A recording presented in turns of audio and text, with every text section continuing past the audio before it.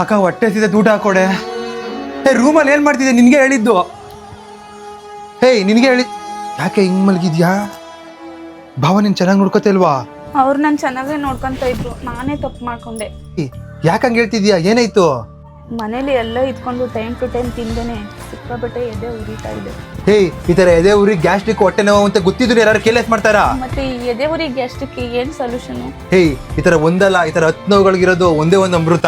ಅಮೃತನೇ ಈ ಅಮೃತ ಬಿಂದು. ಹೌದು, ಎಷ್ಟೋ ವರ್ಷದಿಂದ ಇರುವಂತ ಈ ಅಮೃತ ಬಿಂದುವಿಂದ ಗ್ಯಾಸ್ಟ್ರಿಕ್, ಅಸಿಡಿಟಿ, ಹೊಟ್ಟೆ ನೋವು, ಹೊಟ್ಟೆ ಹುಣ್ಣು ಮತ್ತೆ ಹೊಟ್ಟೆ ಹಸಿವಾಗದೇ ಇರೋದು ಎಲ್ಲಾ ರೀತಿಯ ಪ್ರಾಬ್ಲಮ್ಸ್ಗಳಿಗೂ ಇದೊಂದೇ ಒಂದು ಸೊಲ್ಯೂಷನ್. ಇದು ಕೇರಳದ ಆಯುರ್ವೇದಿಕ್ ಮೆಡಿಸಿನ್ ಆಗಿರೋದ್ರಿಂದ ನಿಮ್ಗೆ ಯಾವುದೇ ರೀತಿ ಸೈಡ್ ಎಫೆಕ್ಟ್ ಇರೋದಿಲ್ಲ.